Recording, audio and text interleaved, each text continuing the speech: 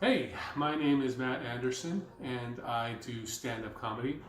Uh, but unlike most of you, I have been quarantined due to the pandemic.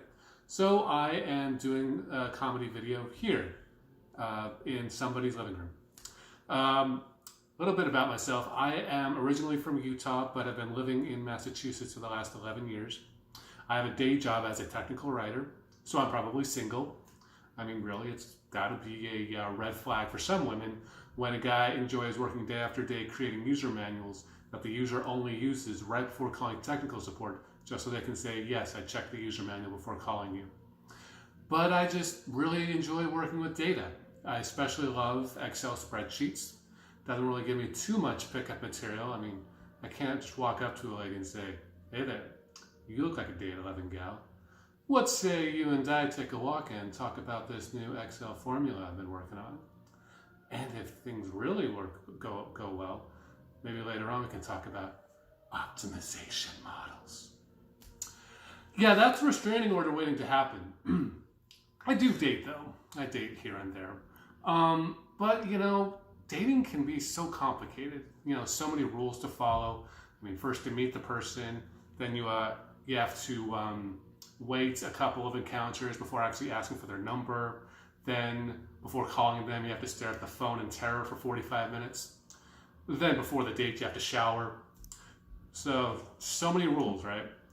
But I think probably one of the most annoying parts of dating is all that unsolicited advice you get. If you get advice from a single person, that's like a first year Hogwarts student learning magic from a squib. You hope that they've learned by observation over the years, but do you really expect them to help you defeat the Dark Lord? Then the married people are like Dumbledore in Book 5, where they give you some fancy one-liner and then void your follow-up questions for the rest of the book. But their advice is usually one of two statements. Either, oh, it'll happen when it happens, or you're just trying too hard. What does that even mean? You're the one telling me to shower right before a date. Now, if you think that's bad, you should try online dating. That's a special kind of torture. I mean, at least you don't have to shower anymore. But, just online dating comes with its own challenges. I mean, first off, you have to come up with a profile. Don't know about you, but I hate coming up with a profile description because I never know how to describe myself in those. And I don't want to be one of those guys saying, I never know how to describe myself in these. And I can't describe myself as a nice guy because most guys that do that usually aren't.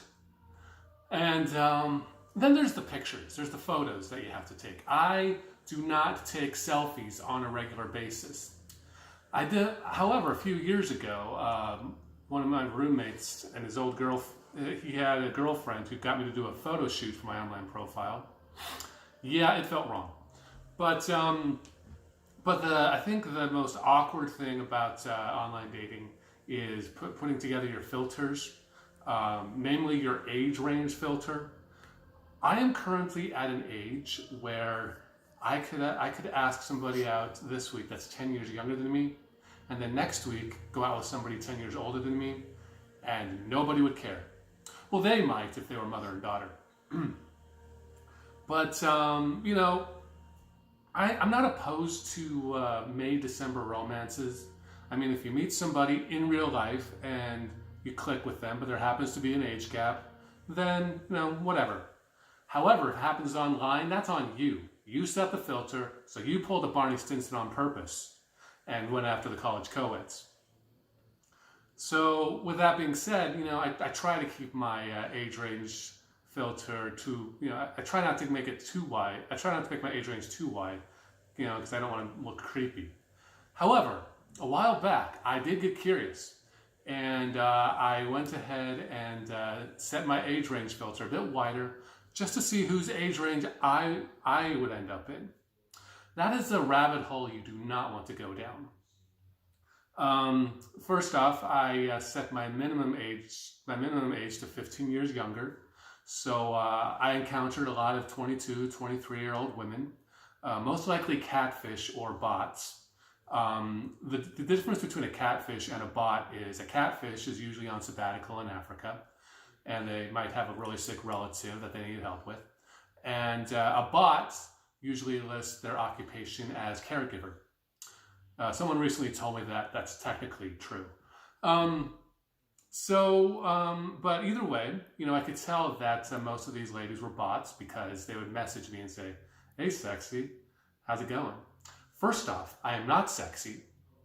I have been described as clever, cute, even a little charming here and there.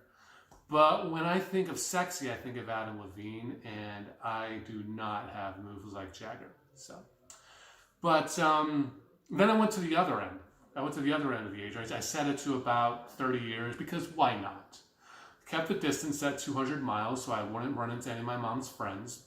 But I did find a few women there, some women that were going for guys my age.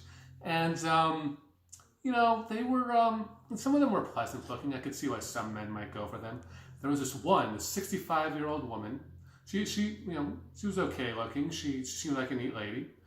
But I was looking at some of her photos. She was in this group photo with a bunch of younger people. And I recognized one of them from another profile. And then the photo caption read, "Just chilling with the grandkids." I think I'm going to switch to speed dating. Thanks for listening.